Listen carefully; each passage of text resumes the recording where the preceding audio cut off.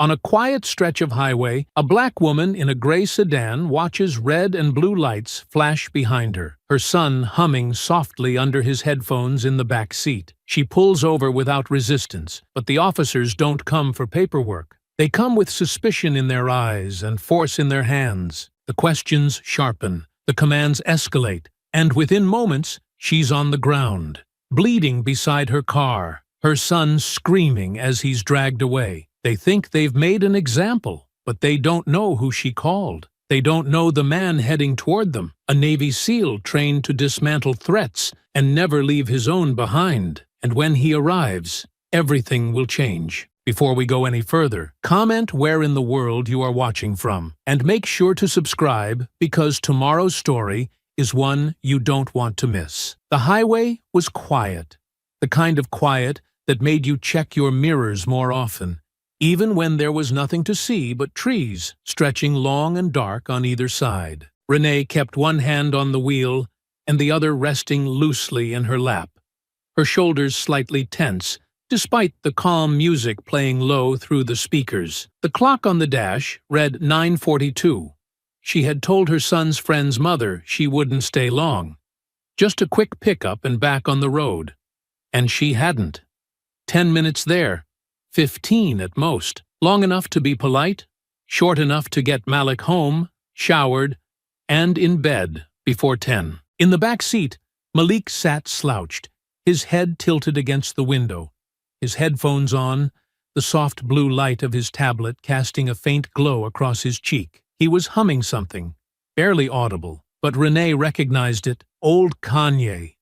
The kind of music Derek used to play around the house when Malik was younger. The kind with beats heavy enough to stick, but lyrics soft enough for a 10-year-old to memorize. That made her smile for a second, just long enough to exhale and feel the tension slip slightly from her spine. Then the headlights appeared behind her, climbing fast. She checked her rearview mirror. A cruiser, dark, wide, riding her bumper like it had nowhere else to be. No lights, no siren, just there, close, watching. Renee blinked, signaled, and moved to the right lane. It followed. She adjusted her speed, hovering just under the limit. The cruiser stayed locked behind her for nearly a full minute before the red and blues finally lit up. She let out a breath, blinked again, and eased the car over to the shoulder, the tires crunching against loose gravel until the vehicle came to a complete stop beneath a patch of hanging trees. She placed the car in park and tapped the hazard lights. Malik didn't notice. He was still humming, swiping through something on his screen. She didn't say anything to him yet. No need to worry him. Not yet. 2 doors opened. Footsteps, slow and deliberate, echoed through the still air as the cruiser's interior lights flared briefly behind them. Renee rolled her window down halfway and rested both hands visibly on the steering wheel, just like she'd practiced 100 times in her head. She glanced up through the mirror and caught a glimpse of the officers approaching. White, mid-30s.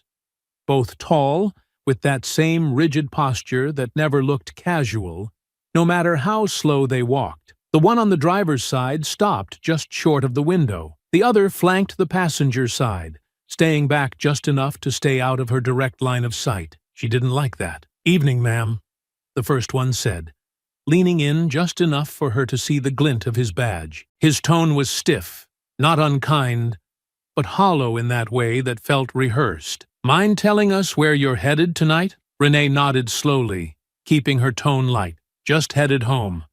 Picked up my son from his friend's house.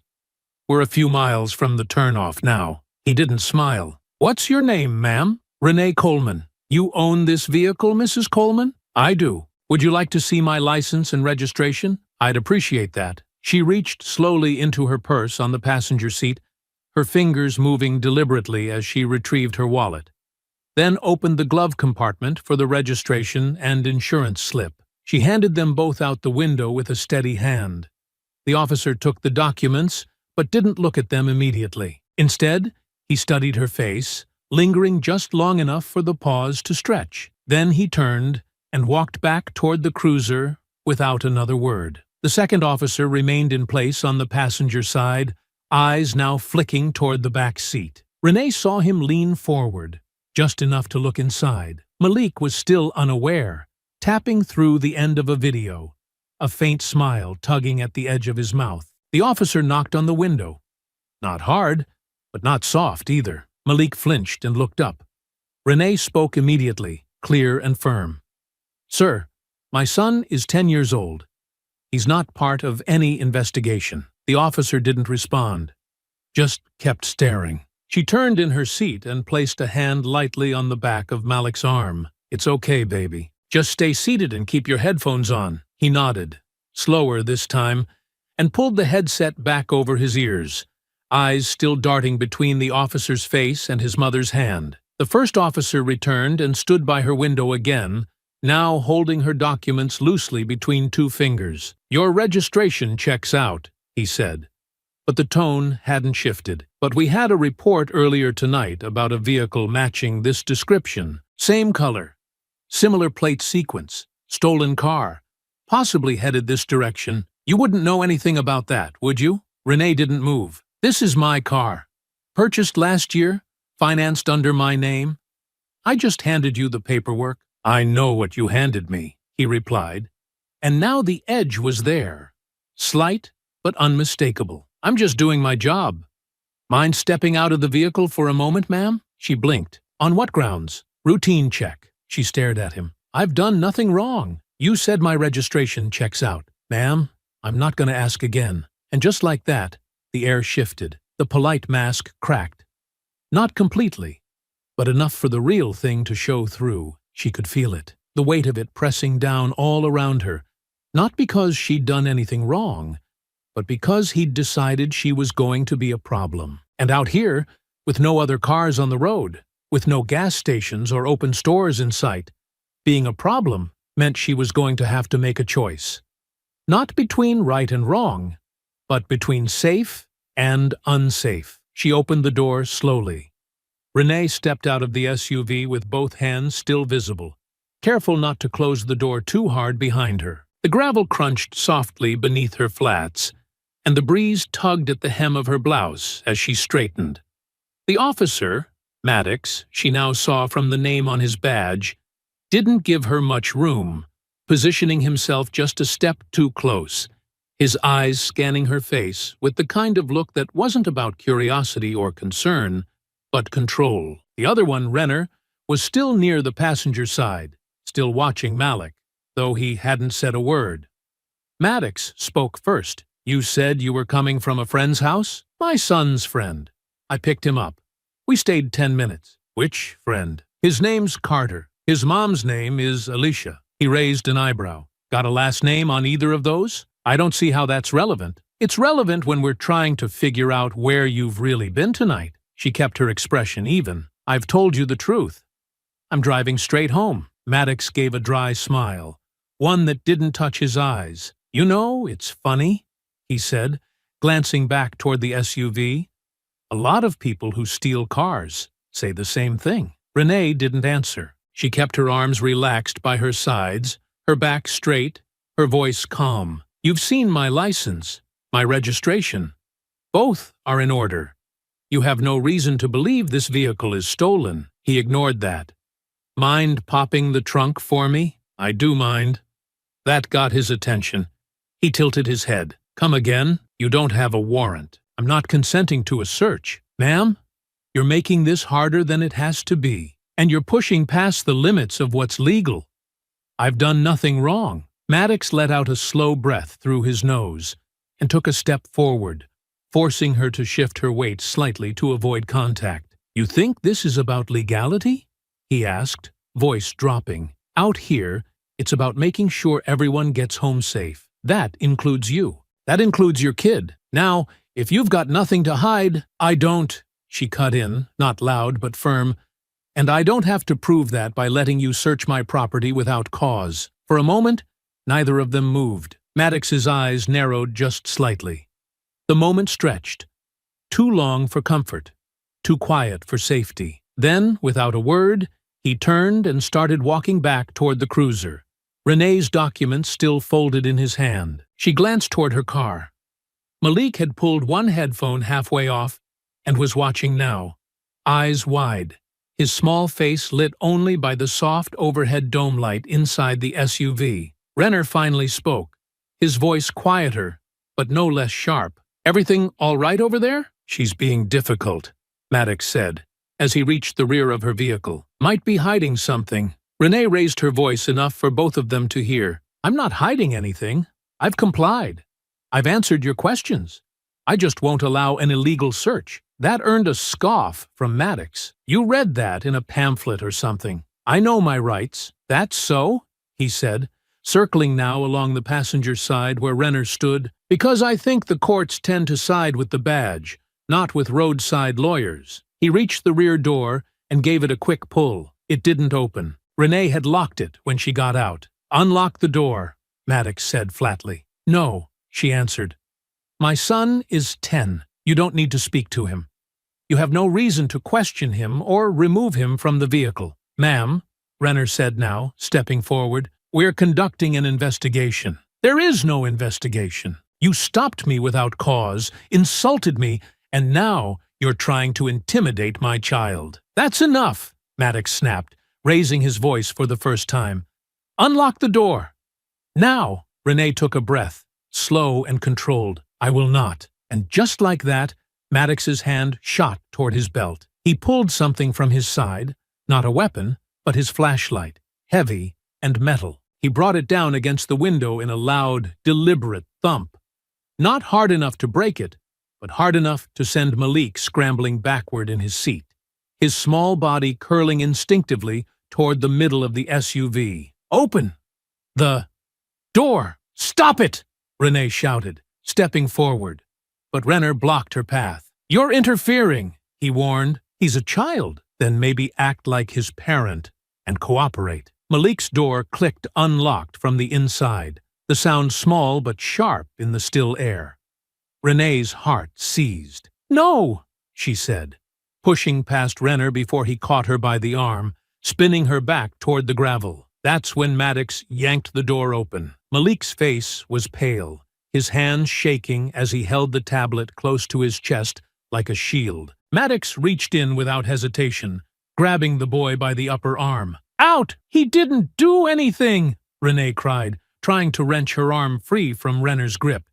"He's a child!" "He's in a stolen vehicle," Maddox said coldly. "That makes him part of this." Renee stumbled forward, slipping in the loose gravel, but Renner shoved her back hard.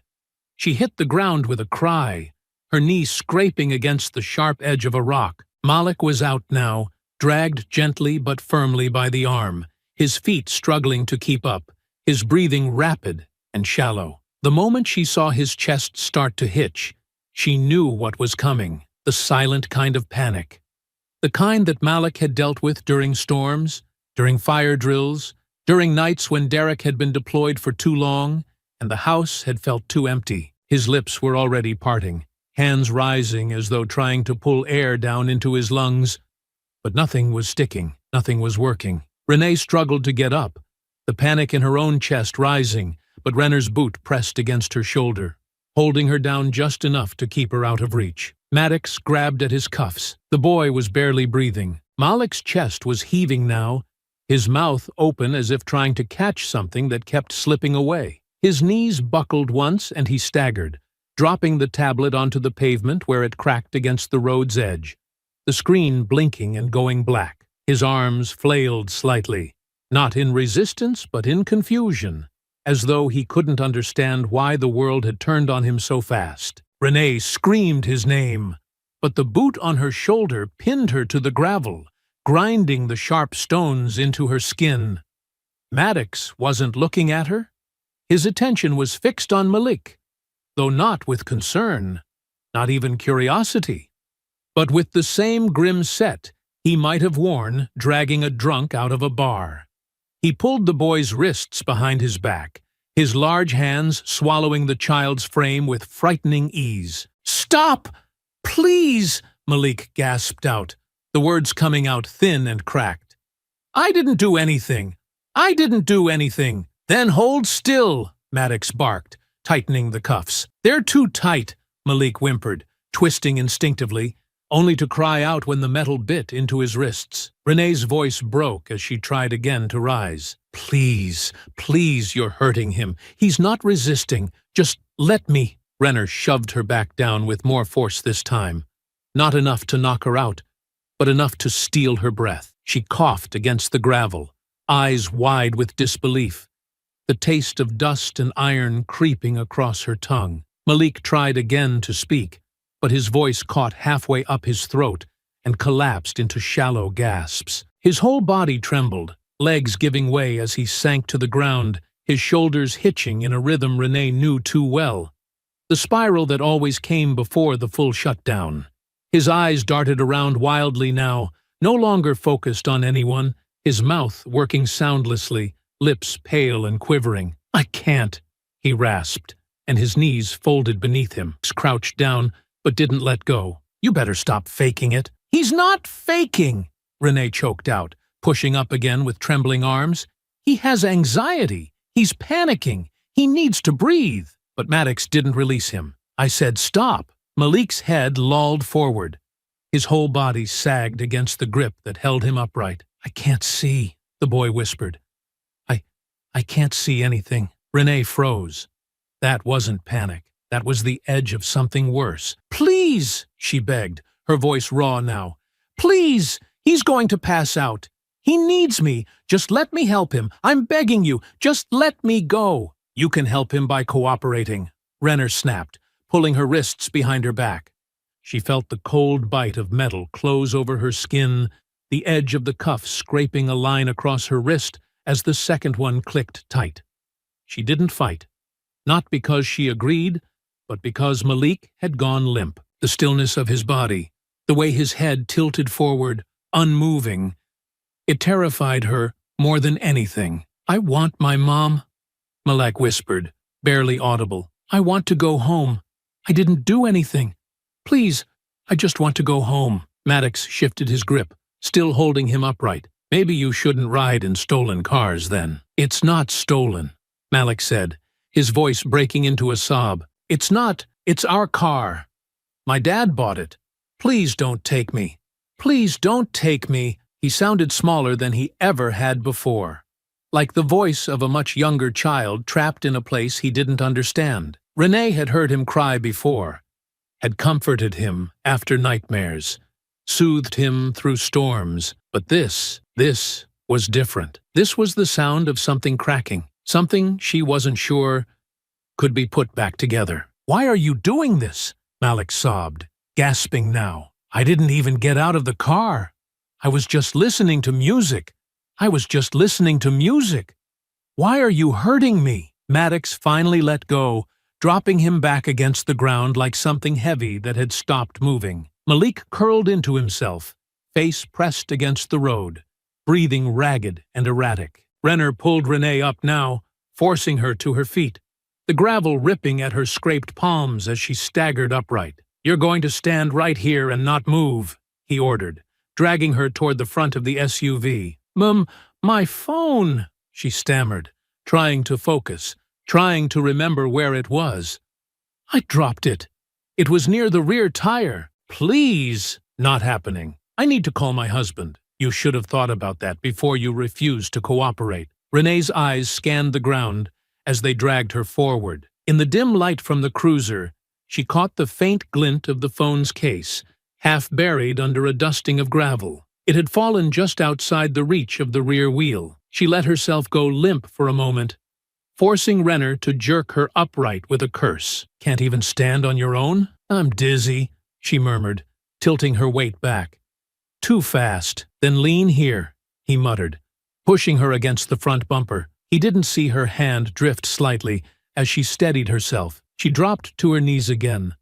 Not violently, just slow enough to seem disoriented, and let her hand press to the ground. Her fingers inched toward the phone, moving almost imperceptibly through the dust. Behind her, Maddox was muttering something over the radio, asking dispatch to confirm whether the plates matched the report he'd referenced earlier.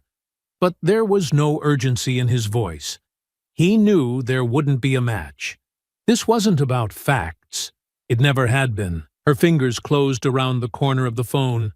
She pulled it close, shielding it beneath the hem of her blouse, fumbling until she found the power button. The screen lit up. No password needed.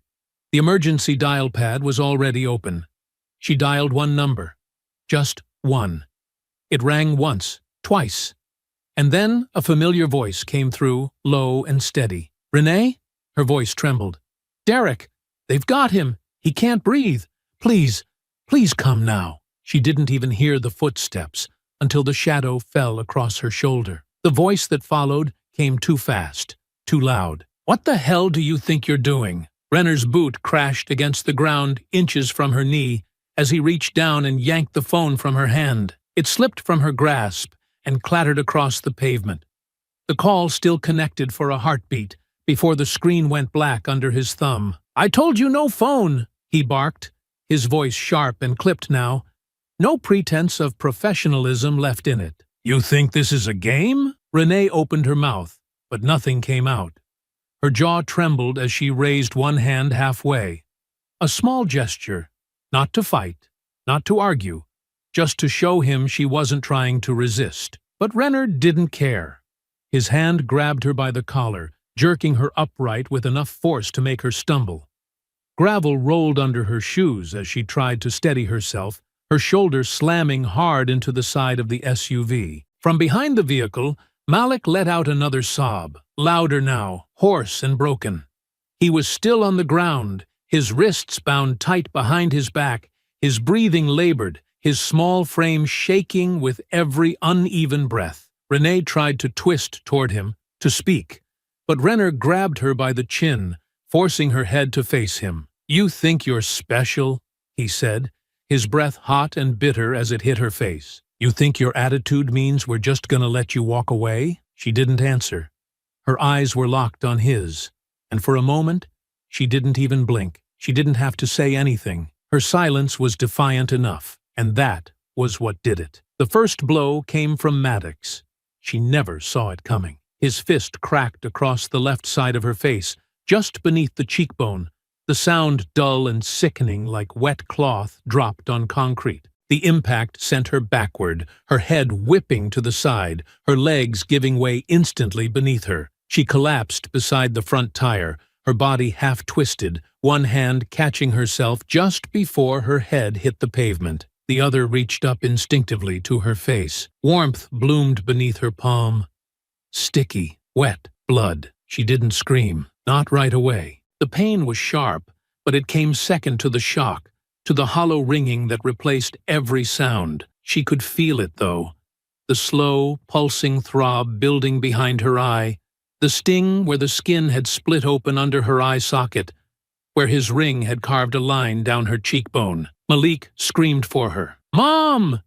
She turned, or tried to, but her balance was gone. Her hand slipped on the gravel, and she fell again. This time harder. The pavement scraped her knuckles, the sting barely registering through the haze in her head. "Stay down," Maddox growled, standing over her now. "What the hell is wrong with you?"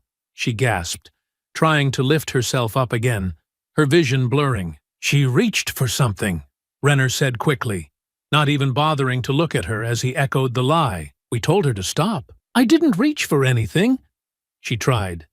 But her voice cracked halfway through the sentence, the words swallowed by the taste of copper rising in her throat. Malik's cries hadn't stopped. His voice was fraying now, unraveling into jagged pieces. "Please stop. Please don't hurt her. Please. I'm sorry. I'm sorry for whatever we did.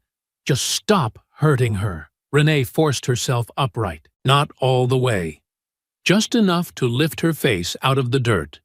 To see her son. He was curled up near the back bumper now, his face twisted in anguish, his knees pulled to his chest, his arms still locked behind him. He couldn't wipe his tears. They streamed down freely, unchecked, cutting tiny rivers through the dust on his skin. Maddox crouched in front of her again. "Here's what's gonna happen. You're going to shut your mouth and stay where I tell you. And your boy's gonna keep quiet before he gets both of you into something you can't walk out of." "You assaulted me," she whispered, her voice shaking with rage and disbelief. You hit me while I was cuffed. That's battery. You know that. You know exactly what this is. No body cam on, he said simply, and shrugged. No one to hear it but you and me. Renner chuckled under his breath, dragging a hand over his chin as if it were all just an inconvenience. I called my husband, she said slowly, forcing the words out past her throbbing jaw. He's coming. Then he can watch you get arrested too. He's not going to let you touch his son. Maddox stood. Then I guess he'll get what's coming too. She didn't speak after that. There was no point. She let her head fall back, just enough to rest against the bumper of her car. Her vision swam. Her cheek throbbed in time with her pulse. Blood trickled past her jawline, down her neck, soaking into the collar of her blouse. Malik had gone quiet now, not because he was calm, but because he was breaking. She could see it. He had retreated into that small, distant place children go when the world is too cruel to understand. And just then, past the sound of Maddox's voice and the buzz of the cruiser's idle engine, she heard it. Far off at first. A low hum. Tires on pavement, growing louder. Not from behind, from ahead. A black SUV, moving fast. No hesitation, no turn signal, just a blur of headlights slicing down the road like a warning. The hum rose quickly into a roar, gravel and dust spinning in its wake as the SUV surged forward with no signs of slowing. Headlights swept across the scene, locking onto the cruiser and the officers standing just beyond it. Maddox stepped back instinctively, his hand falling toward his belt, but his fingers hovered there just a second too long, uncertain whether to draw or posture. Renner turned, squinting into the brightness, muttering something under his breath, but neither of them moved with the confidence they'd had moments ago. The vehicle didn't stop gradually. It braked hard, the front end dipping as tires groaned against the shoulder. The doors opened before the engine finished cooling, and Derek stepped out into the open air like a shadow pulled from the dark. He wore no uniform, no badge, no armor, just a black t-shirt, jeans, boots, and a look that didn't belong to a man asking questions. His hands were empty, but his posture carried the quiet certainty of someone who had ended fights longer, messier, and louder than this. The muscles in his jaw didn't move. His eyes scanned the scene once, landing on Renee, on the blood on her face, on Malik, curled in the dirt with his hands behind his back, and then on the officers standing there like they still had the right to speak. "Step away from my wife and son," Derek said, his voice calm, too calm, the kind of calm that made both Maddox and Renner straighten just slightly, as if their instincts were whispering things their minds hadn't caught up to yet. Maddox blinked. "Sir, this doesn't concern you." "It does now. She's under investigation. And that child's being detained." Derek was already moving. Not running, just walking. Measured steps on loose gravel, each footfall deliberate, each one a warning. Renner moved to intercept first, unsure of what exactly he was trying to stop. His hand went out, not with force, just with the assumption that he could put it on Derek's chest, and that would be enough. It wasn't. Derek caught the wrist mid-air, turned his body with smooth precision, and used the officer's momentum against him. Renner hit the ground flat on his back. The wind knocked clean from his lungs, a stunned gasp rattling out of him as his limbs flailed briefly and stilled. Maddox's hand went for his holster. Slower now. Too slow. Derek closed the distance between them in 3 strides, knocking the officer's arm upward just as the grip cleared the leather. The gun clattered against the pavement and slid under the cruiser. A fist caught Maddox in the ribs before he could curse. Another slammed into his shoulder, spinning him off balance, and then the third came, low and sharp, directly into his thigh, sending him staggering sideways. Derek didn't hesitate. He reached out, grabbed Maddox by the vest, and slammed him into the side of the SUV hard enough to rattle the windows. "You hit my wife," Derek said softly, and then drove his elbow into the man's gut. Maddox doubled over, coughing, his hands scrambling against the door for leverage. Another blow followed, clean and sharp. A palm strike to the chin that sent the officer reeling backward, his legs folding beneath him. Renee watched all of it from where she knelt, blood still streaking her face. Her breath held so tightly in her lungs she didn't realize she was shaking until the dust began to settle. Maddox was down. Renner wasn't moving. The road was quiet again. Derek walked past them both and dropped to his knees beside his son. Malik flinched at first, the sound of footsteps still too close to fear. But as soon as he saw his father's face, the panic cracked. He burst into sobs, his shoulders shaking so violently he couldn't speak. Derek didn't ask him to. He just placed both hands gently on the boy's arms, lowered his head, and whispered something that didn't need to be heard by anyone else. Renee moved toward them, still on her knees, dragging herself those last few feet. Derek looked up and met her eyes, and for the first time since he arrived, something shifted in his expression. It wasn't anger. It was something older, deeper, the helpless kind of rage that builds in a man when he realizes he couldn't protect them soon enough. She reached for his hand. "I'm okay," she whispered. "He cuffed me, but I'm okay." "Your face," Derek murmured. "I'll live. Malik needs you. I've got him." Malik's hands were still bound. Derek found the cuffs and examined them, then stood, walked to Renner's belt, and retrieved the key without ceremony. He returned, knelt, and unlocked the restraints with quick, practiced movements. As soon as the metal opened, Malik threw his arms around his father's neck and buried his face against his shoulder. Derek held him there, held them both in place. Behind them, Maddox groaned, trying to crawl toward his gun. Derek turned, stood, and stepped directly onto the officer's hand. Maddox froze. "You move again," Derek said quietly, "and I'll put you back to sleep." And this time, Maddox believed him. The night stretched quiet once more.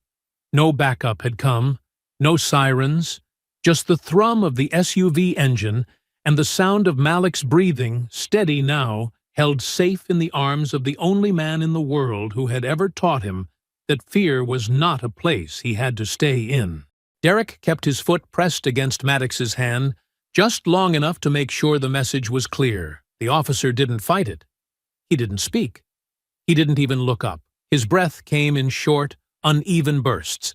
His body curled slightly, as if the weight of what had just happened was only now starting to settle across his ribs. Renner was still on the ground a few feet away, groaning low as he blinked up at the stars like they might offer him a reason none of this had just happened. Derek stepped back, crouched beside Renee, and checked her face without speaking, his eyes scanning the cut beneath her eye, the forming bruise along her jaw, and the blood that had dried into a crooked line across her cheek. She tried to wave it off, but he caught her wrist and held it gently, steadying her as he met her eyes again. "They'll come for us now," she said, her voice quiet but steady. "You know that." "I know," Derek replied, nodding once. "We won't be here when they do." He helped her to her feet first, then scooped Malik into his arms. The boy didn't argue, didn't ask to walk. He just clung to his father's neck and tucked his face close, his fingers curling into the back of Derek's shirt, like he was afraid to let go. Renee opened the SUV's rear door, clearing the seat as quickly as she could, brushing aside the broken tablet and adjusting the blanket Malik kept in the back for long rides. Derek placed him down gently, then leaned in close, resting one hand on the side of his son's head. "I need you to stay down low, okay? We're leaving. No matter what happens, I need you to stay down and stay quiet." Malik nodded slowly, eyes still wet, voice barely more than a whisper. "Are they coming back?" "Not if I can help it," Derek said. Renee climbed into the passenger seat without another word, wincing as she buckled her seatbelt, one hand pressed to her ribs where the pavement had scraped through the fabric of her blouse. Derek walked around the vehicle, took one final look at the two officers still struggling on the ground, then climbed in and threw the SUV into gear. The tires peeled off gravel as they sped away, back onto the road with nothing behind them but dust, pain, and the echo of threats that wouldn't be forgotten. For a while, no one spoke. The road ahead stretched long and empty, lit only by the faint glow of distant towns and the occasional flicker of roadside reflectors catching the headlights. Renee held a tissue to her face, her eyes fixed on the mirror, watching Malik behind them, checking every few seconds to make sure he was still breathing steady, still upright, still with them. Derek's hands stayed firm on the wheel, his gaze never leaving the road. His mind was already moving, thinking in patterns, calculating what they had, what they'd need, how far they could go before the story would catch up with them. "Where are we going?" Renee asked softly. "Franklin's cabin," Derek said without hesitation. "Backwoods. No cell towers, solar power only. He's out in Texas right now, so we'll have the place to ourselves. We've got maybe a 3-hour window before they pull the body cam footage and start tracking plates." Renee leaned her head back against the seat and closed her eyes. "They'll twist it. Say we attacked them. Say you ambushed them. Say I was hysterical." "They always do," Derek said. "That's why we can't rely on their version. We need our own. We don't have footage." "Not yet," he said. "But there might be dash cam from their cruiser, and if there's any nearby traffic cams, we'll find them." "And then what? Leak it? Go to the press?" "Both," Derek said, glancing briefly at her before turning back to the road. "But we need it first. Something they can't bury." Renee was quiet for a long time, the steady hum of the engine the only sound between them. Malik had dozed off in the back seat, but even in sleep, his hands twitched, small fists tightening every so often like his body hadn't yet let go of the fear. "You saved us," she said finally. Derek shook his head. "Too late." "No. You came." He didn't answer, but the way his grip shifted slightly on the steering wheel said more than enough. They reached the cabin just before midnight. The gravel path was hidden between 2 crooked mailboxes and a wall of overgrown brush that hadn't seen a trimmer in years. The place was small, weathered, and tucked deep into the woods, where no patrol car would bother to go unless they already knew what they were looking for. Derek parked beneath the trees and shut off the engine. The silence that followed felt thick, like the whole night had been holding its breath and had only just started to exhale. He helped Renee inside first, guiding her gently to the couch where she sank down with a hiss of pain. Then he carried Malik in, laid him on the small bed in the corner, and covered him up with the same blanket he'd carried in the back seat. The boy didn't stir. Renee watched from the couch, her fingers pressed against the swollen edge of her cheek. "They'll say we ran." "We did. They'll use that." "I know." She looked up at him. "So, what do we do now?" Derek crossed the room, crouched beside the couch, and rested his forearm on the cushion. "We show the world what they did, on our terms, with our words, and when they come knocking, we'll be ready." Morning came without a sunrise. The cabin was still cloaked in blue-gray shadows, the kind of filtered light that barely cut through the trees. Inside, the quiet was deep. No engines, no sirens, no voices, just the sound of the wind brushing the side of the house and the low, constant rhythm of Malik's breathing as he slept. Derek had been up for hours. He stood near the far window, one hand resting against the worn frame, the other holding a pad of paper covered in notes and street names. His mind hadn't stopped since they'd arrived. Sleep had tried once, crept in somewhere between midnight and 2, but he'd pushed it back, kept himself moving with water and movement and the methodical rhythm of planning. He'd already made a list of surveillance camera locations, cross-checked the likely route that Cruiser had taken before and after the stop, and dug through an old lockbox of tech gear he'd left behind last fall, just in case. Behind him, Renee stirred on the couch. She didn't sit up right away, just shifted slowly, pressing a hand to her side where the bruises had started to bloom. Her face was swollen beneath the eye, the dried blood forming a tight line across her skin. She didn't complain. She didn't ask for anything. When she sat upright, it was with the kind of quiet pain she didn't want anyone to see. Derek turned from the window. "You need anything?" "I need to get that footage," she said, her voice rough from sleep but clear. "That's all I need." He nodded. "I think I know where to start. That cruiser they used, It would have been issued from the district lot on McAllister. They keep dashcam hard drives locked in the central server, but every car backs up to an external drive manually when it returns to the lot. It's old tech, still clunky, still flawed. But that's the weakness. Renee ran a hand down her face. You think it was recording? It usually auto-records any time the lights are on. Maddox was too focused on flexing power to think about turning it off. If it was running, that camera caught everything. The car position, his face, the blows, all of it. Even if it exists, we can't ask for it. You know that. I'm not asking, he said quietly. I'm taking. She looked up at him, startled. You're not going into the lot. No cameras in the overflow yard. The building has blind spots, and I know exactly where the old server crates are stored. If the backup wasn't overwritten, I can get it. Derek, it's the only way, he said simply. We can't out-talk them. We need proof. The raw kind. Unedited. Undeniable. She didn't argue, but she didn't look away either. All right, she said, after a long moment, but I'm going with you. No, you're not. I'm not staying behind while you walk into a police facility alone. You've got Malik to watch, and you'll be safer with someone watching your back. He started to protest, but she was already moving toward the kitchen, her body stiff, her breath shallow as she worked through the soreness. She didn't need to say it again. He knew her well enough to understand. She wasn't letting him go alone. By late afternoon, Malik was up and eating quietly at the kitchen table, a bowl of oatmeal half finished in front of him, his fingers still trembling slightly when they held the spoon. He hadn't said much that morning, just a few small answers, eyes always flicking toward the windows, toward the corners of the room, like he expected someone to barge in at any moment.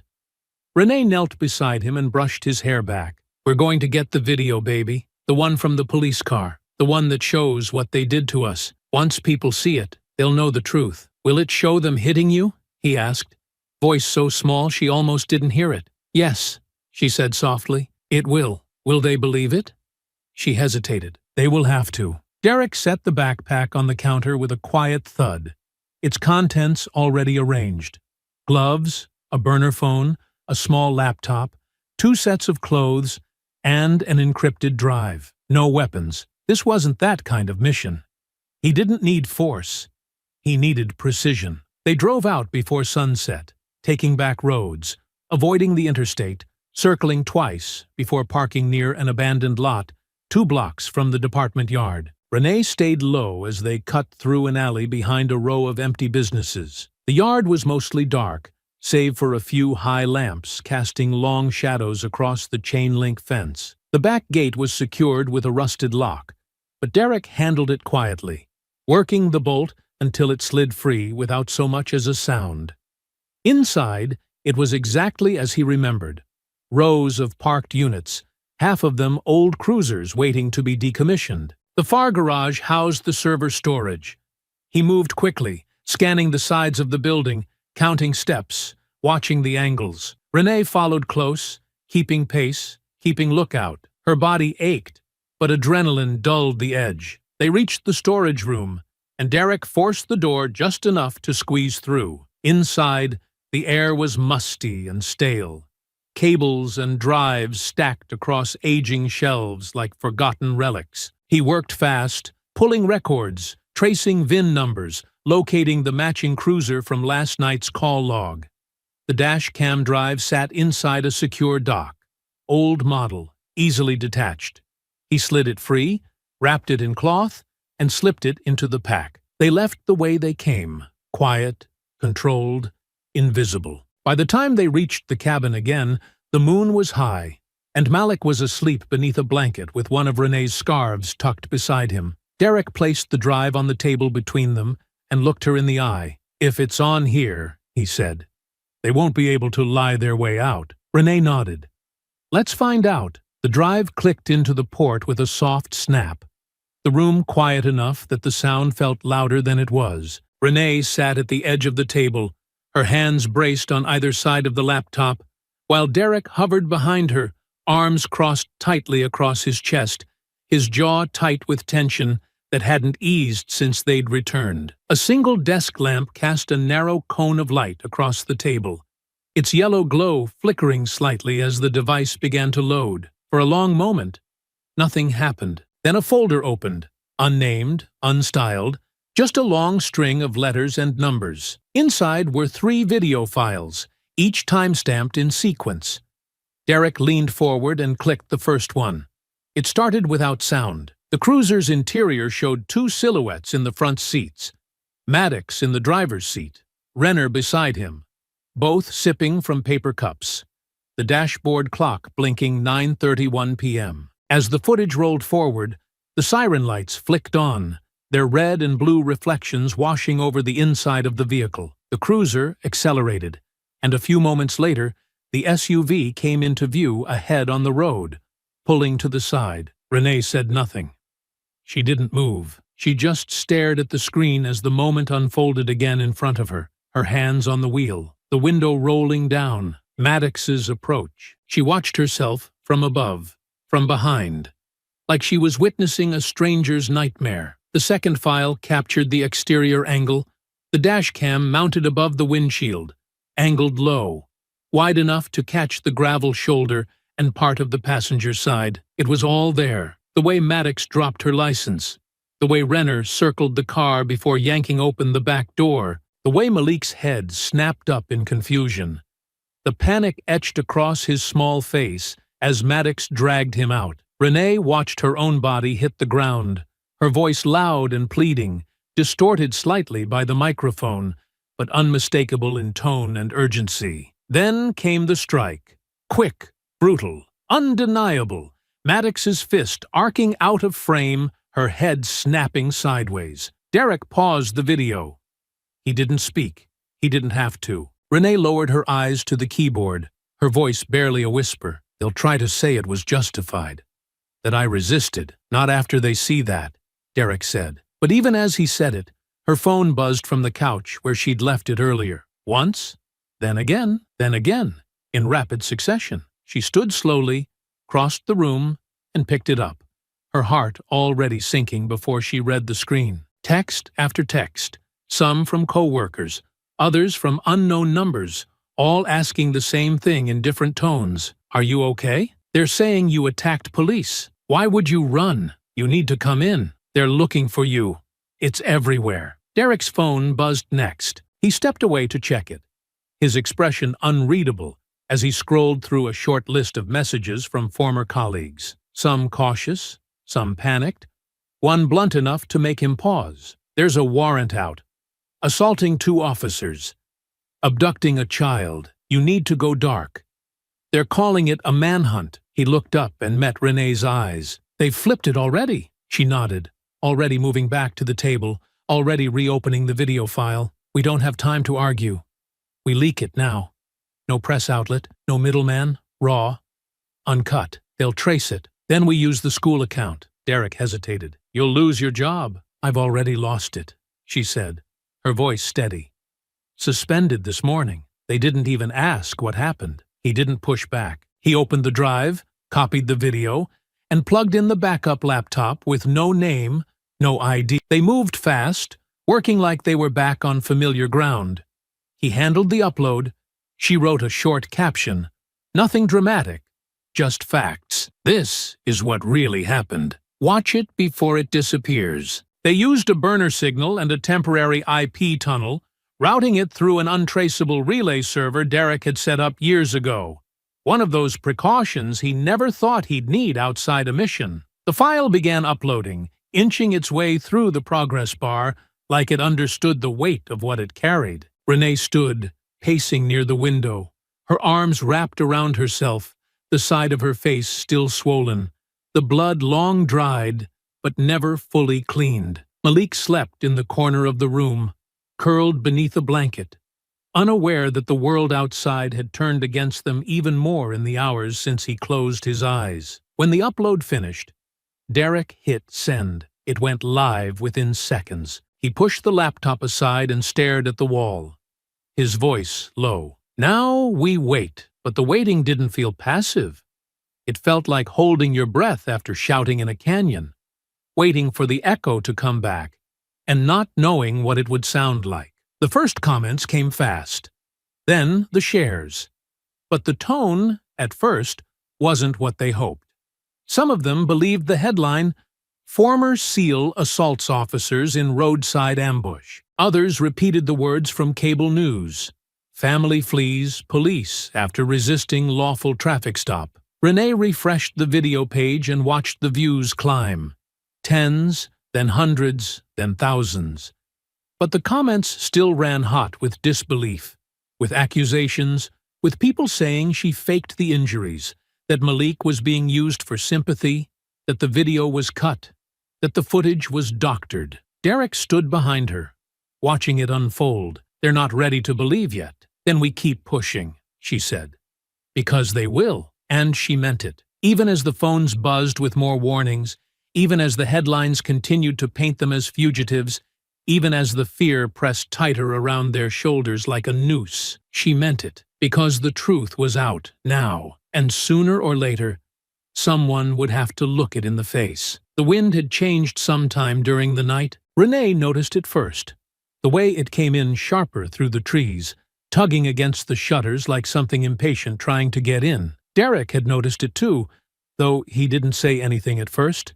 He just stayed near the back window, eyes narrowed, one hand pressed against the old frame, while the other rested near the edge of the curtain, watching the dirt road out front, like it might try to give something away. The video had passed 1 million views by dawn, and with it came pressure, not just from strangers online, but from real places, real threats. 3 burner phones Derek had activated were now buzzing on staggered intervals, each picking up bits of chatter from private forums, dispatch leaks, and back-channel messages from people who knew enough to say something without putting it in writing.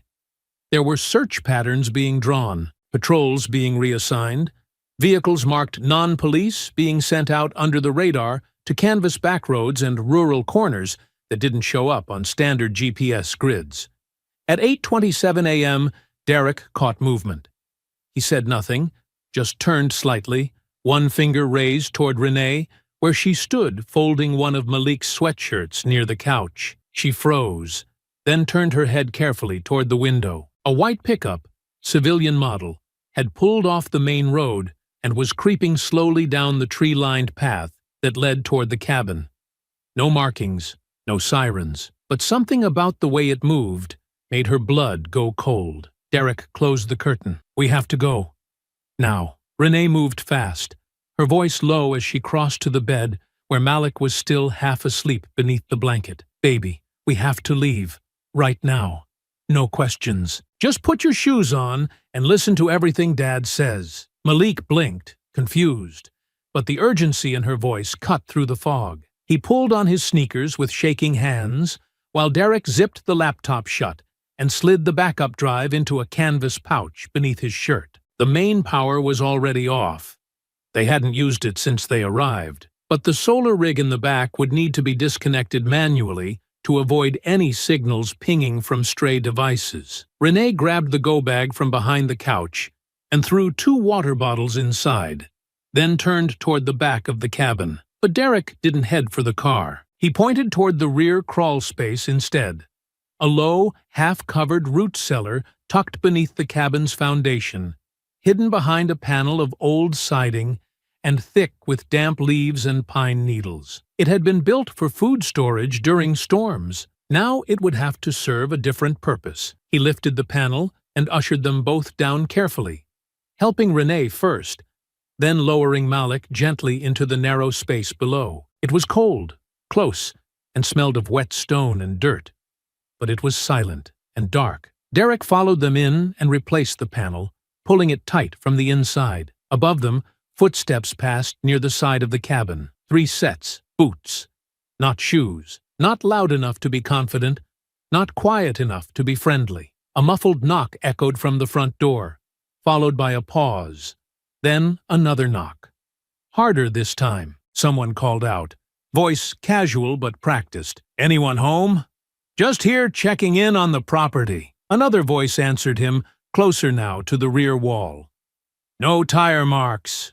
Looks undisturbed. Derek pressed one hand against the low ceiling above him, his eyes fixed on the single sliver of light that leaked through a crack in the panel. Malik curled close to Renee's side, his breathing shallow, one hand over his mouth as he fought not to make a sound. She rested her palm over his back, smoothing gently along his spine in a slow, steady rhythm. Something scraped across the deck above them, a boot dragging against old wood. Then silence. Renee's fingers tightened around Malik's shirt. Another voice, lower this time, almost muttered. Could have sworn I saw movement from the road. Nothing on thermal. Place is dead. A long pause followed. Then, keep looking. The footsteps shifted again, slower now, pacing, moving farther toward the woods behind the cabin. Derek checked his watch, counting under his breath. Not loud enough to be heard, just enough to mark the seconds, track the space between the sounds. He was waiting not for silence, but for consistency, for that telltale rhythm that meant the men were walking. Not watching. 10 minutes passed. 15. When the panel finally creaked open again, the light was different, softer, later. Derek peeked out first, slow and cautious, his eyes sweeping the tree line. The truck was gone. No more movement, just forest, wind, and the sound of his own pulse finally starting to slow. He helped them both out, first Malik, then Renee, and led them back inside with careful steps, each one quieter than the last. They didn't speak until the door was closed behind them. That wasn't a patrol, Renee said, her voice low, her eyes still on the door. They didn't announce, didn't ask questions. No, Derek said. They weren't looking for an interview. They were looking to disappear someone. Malik looked up at them both, eyes wide, voice soft. Are we still safe here? Renee knelt and cupped his face gently. For now. But we're not staying. We'll move again. We just need a little time. Just a little. Derek crossed the room and retrieved the drive from under his shirt. He placed it back on the table with a sharp breath. We move in 1 hour. No roads, no signals. We lay low. But we don't stop. Renee nodded. Because they're still out there. And now, Derek said, we know how close they're willing to get. The new hideout wasn't much. An abandoned equipment barn on the edge of a fallow orchard about 30 miles south. Long forgotten by the owners and reclaimed by nature. Dust clung to every surface, and the air smelled faintly of rust and dry grass. But it offered shade, distance, and just enough structure to disappear inside without drawing attention. They'd driven there without headlights, once they left the cabin, turning off all devices, leaving no trace, no signals, no patterns, no trail. Now, the morning after their near discovery, the exhaustion had finally set in. Derek sat with his back against the wooden wall, arms draped over his knees, eyes fixed on a small hole in the siding, where a shaft of sun split through and cast a crooked line across the dirt floor. Renee rested nearby with Malik in her lap, the boy wrapped in one of her old sweaters, his body limp with the kind of fatigue that sleep alone couldn't erase. He hadn't cried again, but he hadn't spoken either. Just watched and listened, always quiet, always alert. Derek hadn't said much since they got there, not because there was nothing to say, but because too much had already been said. The footage was out. The truth had been shown. But they were still hunted, still painted as threats, still cornered, even as the world had started to turn its head. He pulled out one of the last working phones, checked the signal strength, and scrolled through the encrypted contact list. He found the number he needed, a man who owed him more than one favor, and who'd never once given him reason to doubt his silence. He dialed. The call rang twice before it picked up. Derek? The voice was cautious. Where the hell are you, man? Doesn't matter. I just need to know what's happening. In town. On the ground. What are they saying? A pause followed. Then a deep breath. It's chaos. The video broke everything wide open last night. First it hit social media, then local news, then one of the national anchors picked it up. They aired the whole clip, unedited. And people saw it, really saw it. Derek leaned his head back against the wall, letting the words settle. Civilians are protesting downtown. Hundreds of them. It started at City Hall, then moved to the courthouse. They're chanting Malik's name. They've got signs with your wife's face, bruised and bleeding, next to the officers' badge numbers. And when the mayor tried to downplay it this morning, it made it worse. The crowd turned. Windows broke.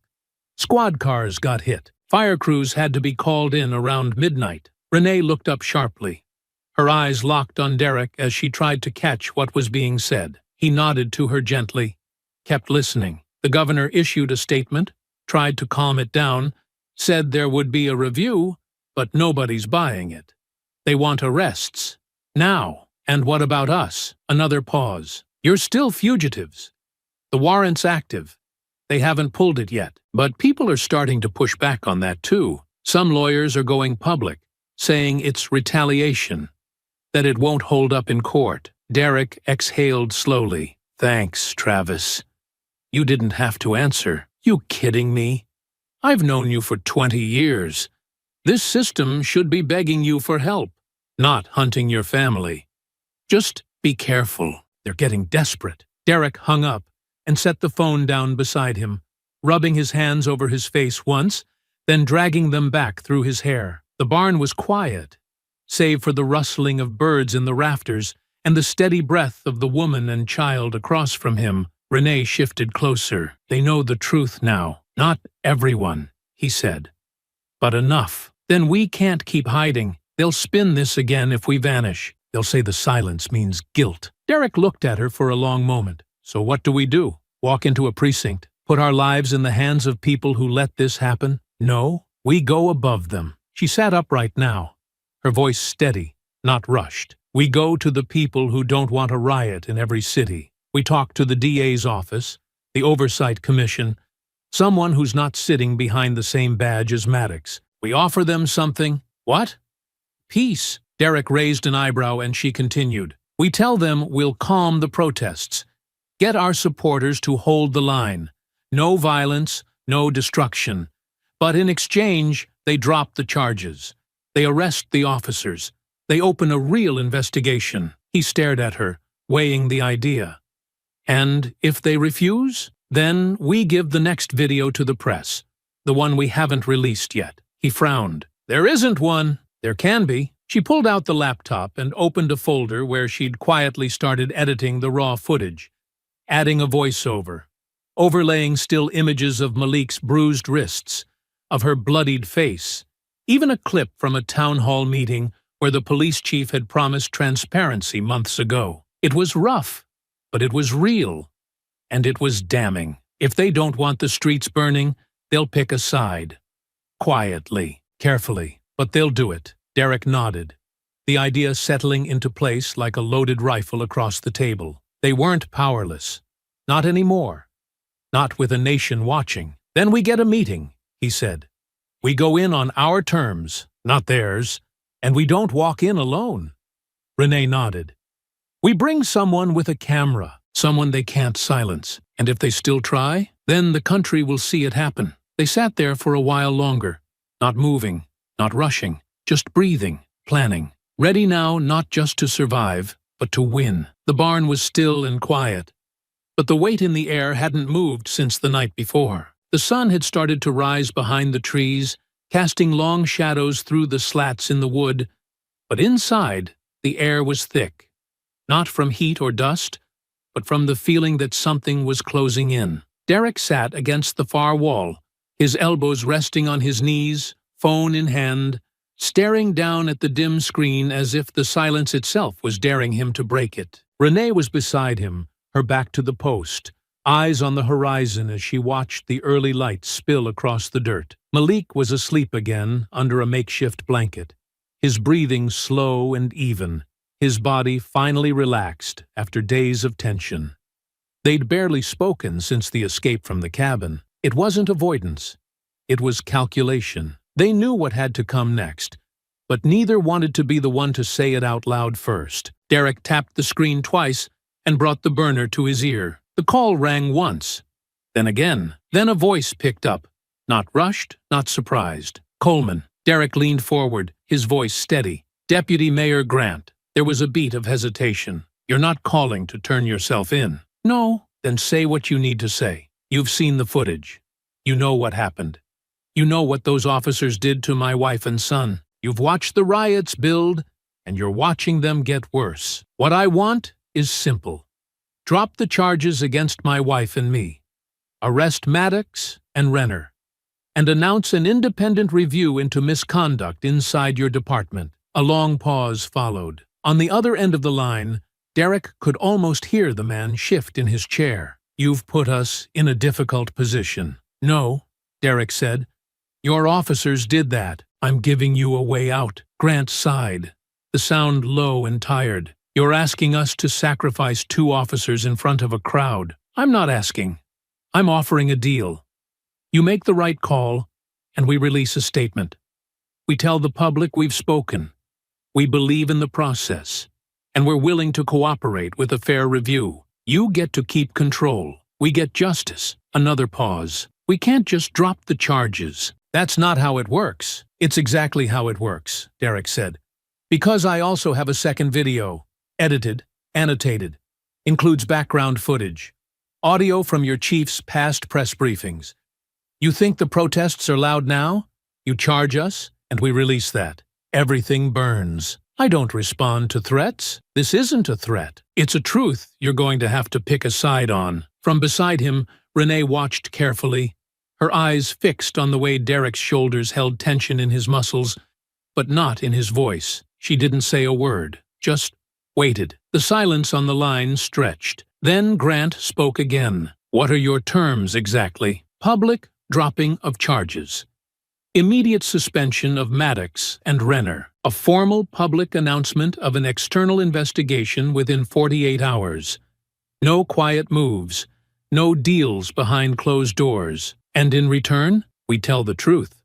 In front of cameras, we ask for calm. We tell people to stop lighting fires and start watching closely. And we disappear after. Quietly. With our names cleared. You really think people will calm down just because you ask? I think they'll listen to my son's mother. More than they'll listen to your press secretary. Grant let out a slow breath. Then said quietly, give me until midnight. Derek didn't say, thank you. Just ended the call. The barn was quiet again. Renee stood, dusting off her jeans with one hand, the other rubbing lightly at her still swollen cheek. You think he'll take it? He doesn't have a choice. She moved toward Malik, crouched to adjust the blanket around him, her voice soft but sure. If he stalls, we don't wait. Derek slid the phone back into the canvas bag and pulled out the second flash drive. The one with the edited video she'd compiled, with overlays, context, and voiceover. It was ready. It had been ready for hours. All they needed was a reason to release it. We send it to 3 outlets if the deal breaks, she said. 2 networks, 1 independent. We time the drop within an hour of the mayor's next press briefing. And we include a live link to the raw footage, so no one can accuse us of staging it. We'll be burning our last card, Derek said. And if they try to come for us after, at least the whole country will know exactly who they're dragging into court. He nodded slowly. Then, we give them till midnight. That night, they waited again. Not in fear, but in readiness. Because this time, the silence wasn't theirs to break. The wind had picked up again by late evening, brushing softly against the sides of the old barn, like it was carrying a warning. Inside, the world hadn't moved much. Renee sat with her back to the far wall, one arm cradling Malik, while the other clutched the blanket tighter around both of them, as if holding him was the only thing keeping her steady. Derek sat across from them near the door, phone resting in his palm, screen dark, signal low, the seconds stretching longer than the silence could carry. When the burner finally buzzed, the sound cut through the air like it didn't belong. He answered quickly. Grant? The deputy mayor's voice came through, slow, deliberate. We've reviewed everything. The district attorney has agreed in principle to drop the charges and suspend the officers pending investigation. Derek leaned forward, eyes narrowing slightly. So, that's it? Almost. There's a condition. Derek didn't respond right away. Renee was already watching him, her body stiffening at the change in tone. "What condition?" Derek asked. Grant didn't hedge. "You meet, in person. No press, no cameras. Just you, your wife, the district attorney, the city's legal advisor, and myself. We sit down. You assure us that you won't escalate, that you'll ask your supporters to hold back once the announcement is made. And in return, we make it official, publicly. No tricks." Derek's silence held. "I'm not walking into a trap," he said at last. "You have my word that won't happen." "That doesn't mean anything to me." "It should mean something when the deal's real," Grant replied. "Look, we're putting the system on the line for this. Arresting 2 of our own, admitting fault. The mayor's already in deep with the unions. You want a full reversal? You show up. You sit down. You look us in the eye. Otherwise, it all folds." Derek closed his eyes for a second, then opened them slowly. "Where?" "The library. South entrance. Private reading room. Closed for renovations. No cameras. 1 door, 1 exit. Your terms. You bring someone if you want. Just not press. If you're serious about justice, not a spectacle, you'll show up." Derek didn't answer. He ended the call and sat still for a long moment, letting the weight of the decision sit with him before saying anything. Renee spoke first. "They changed the deal. They want us in the room." She looked down at Malik, then back at him. "That's too much risk." "I know. You believe they'll follow through?" "No." "Then why are we even considering it?" "Because if we don't go," Derek said slowly, "they kill the deal. They say we refused. They paint us like we're holding the city hostage." She lowered her voice. "And if we do go, they could bury it. Lock us up on something else. Say it was all a misunderstanding. Say we came to threaten them in person. They spin it again. They won't do it with eyes on them," he said. "Not this time. Not with how hot it's gotten." Renee looked away for a second, her breath catching. "You're sure?" "No," Derek admitted. "But we didn't come this far to blink." He crossed the room and knelt beside her, placing a hand on Malik's back. The boy stirred but didn't wake. "I need you to stay here with Travis's wife," Derek said gently. Renee looked at him like he'd lost his mind. "I'm not letting you walk in there alone." "You're not. We go together, but we bring a witness. Someone they can't shut down. Not a camera. A person. Someone whose silence they can't buy." She was quiet, then nodded slowly. "I'll make a call." 2 hours later, just past 1 in the morning, they pulled into a parking garage 3 blocks from the downtown library. The streets quiet. The curfew keeping all but patrols and late workers indoors. The lights inside the garage buzzed faintly overhead, casting long shadows across the walls. Renee stepped out first, scanning the lot, then helped Derek adjust the inner lining of his coat, where the second burner was hidden. Voice memo rolling, set to back up every 60 seconds. Their contact waited beside the side stairwell, a retired judge, one of the few people they trusted to sit in that room and not flinch. A man who owed Derek more than one favor from years ago, and who had seen enough to understand exactly what this meeting meant. At 1:32 a.m. they entered the building through the south wing. The hall smelled faintly of old paper and varnish, but the doors were unlocked. The reading room had been cleared. One long table at the center, blinds drawn, 3 figures seated already. No uniforms, just suits, just silence. They didn't shake hands. No one did. Derek and Renee sat down, the judge at their side. No introductions. Just business. Grant spoke first. "This meeting satisfies the condition. Do you still intend to de-escalate the public response once charges are dropped?" Derek didn't blink.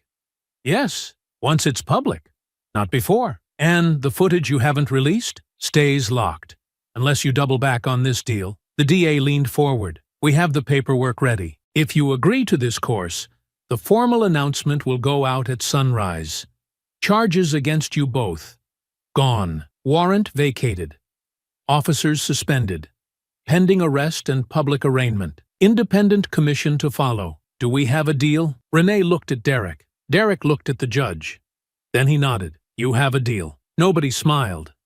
Nobody relaxed. They stood, hands at their sides. Nothing signed, nothing recorded. But something real had shifted. This time, the system wasn't making a decision for them. It was reacting to them. Morning arrived without fanfare. No dramatic sunrise, no sudden shift in the weather.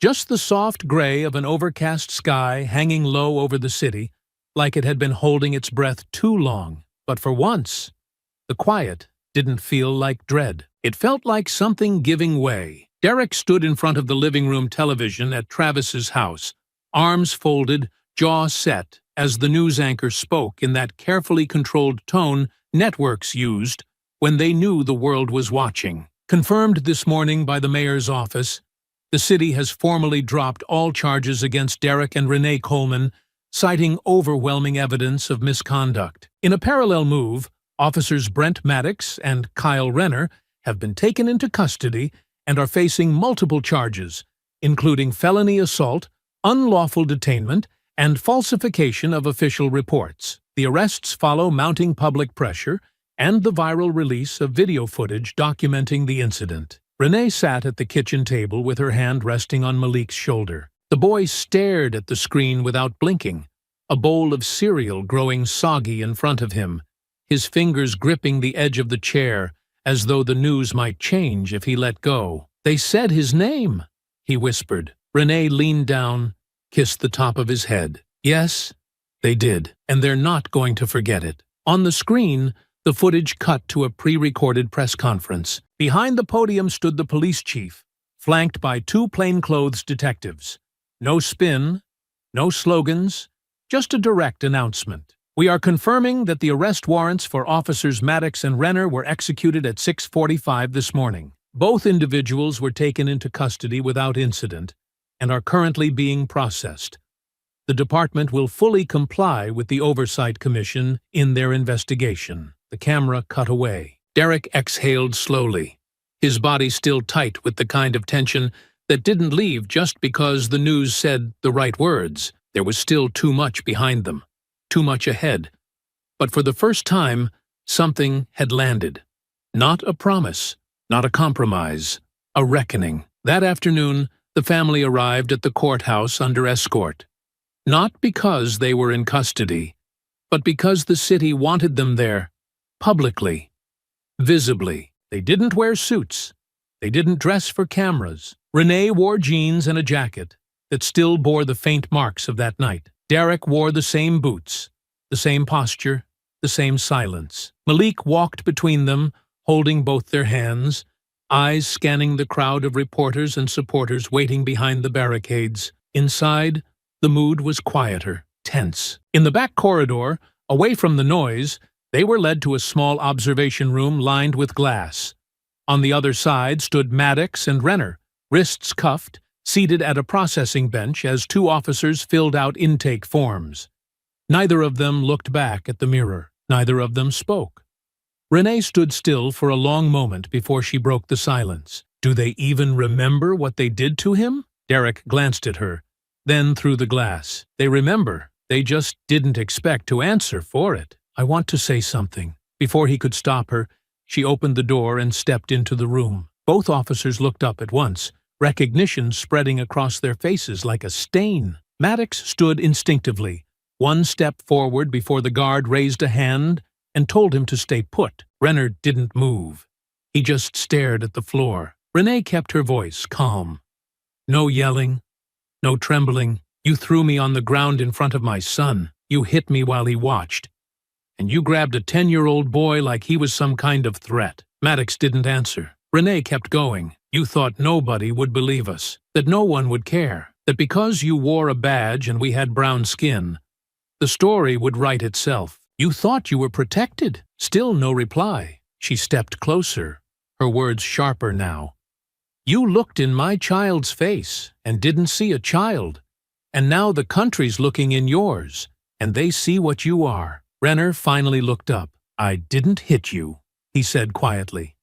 "I didn't pull the trigger." "No," she replied, "but you didn't stop it either." Derek appeared in the doorway then, Malik just behind him. The boy didn't say a word. He just stared at the two men behind the glass, his small hands clenched into fists at his sides. For a second, the room was silent again. Then Malik spoke, barely above a whisper. "You scared me, but I'm not scared now." Maddox blinked. That was all. They left the room without another word. Outside, the crowd had swelled. Signs held high, hands clapping, chants rising not in rage, but in relief. The city hadn't healed, but something inside it had turned. The story had changed.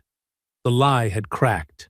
And the truth, raw, heavy, and unforgettable, had slipped through for everyone to see. The family walked down the courthouse steps, not as fugitives, not as victims, but as proof. Proof that sometimes justice doesn't come easy.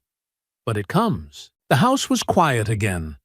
Not the kind of quiet that came from fear or hiding, but the kind that settled slowly when something heavy had been lifted. They were back at home, not under the cover of night or behind boarded windows, but home in the way that meant something now. Renee stood in the kitchen with a warm mug in her hands, staring out the window as the morning sun bled softly through the trees behind the fence.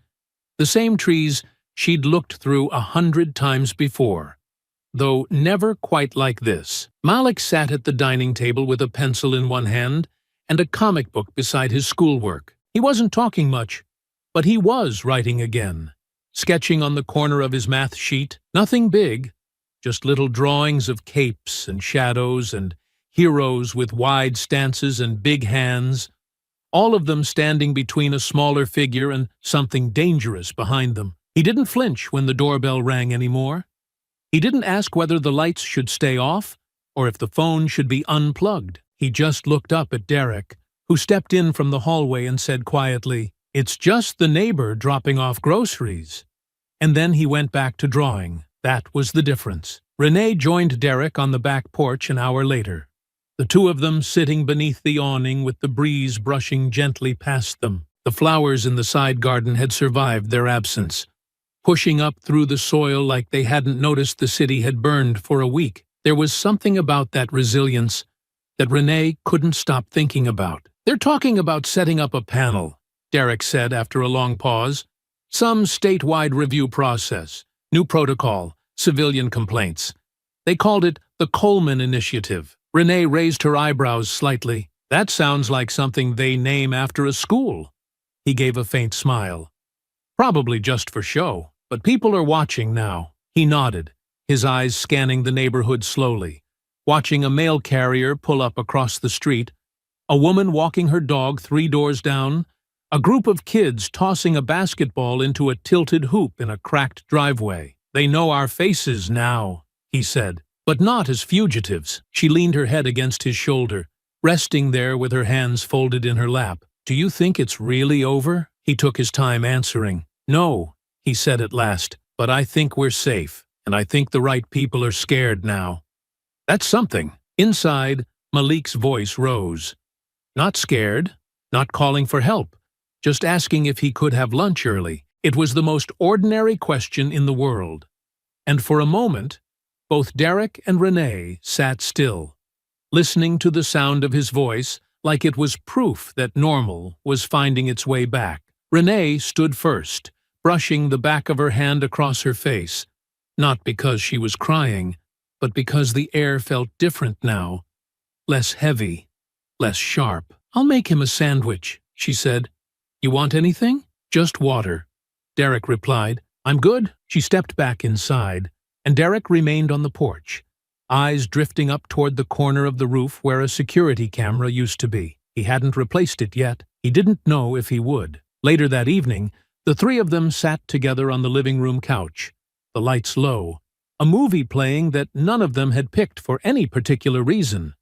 Just noise, just movement. Malik curled between them with his head resting against his mother's side, her arm wrapped around him, thumb brushing gently across his shoulder. At one point, he looked up and whispered, "Are they really gone?" Derek glanced at him, then at Renee, and answered quietly, "They're not gone, but they're where they belong, and they can't hurt us anymore." Malik didn't ask anything else after that. He just nodded and turned back toward the screen, letting his eyes drift half shut. Outside, the neighborhood was quiet.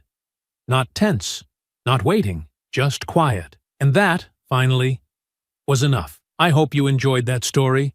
Please share it with your friends and subscribe so that you do not miss out on the next one. In the meantime, I have handpicked 2 stories for you that I think you will enjoy. Have a great day.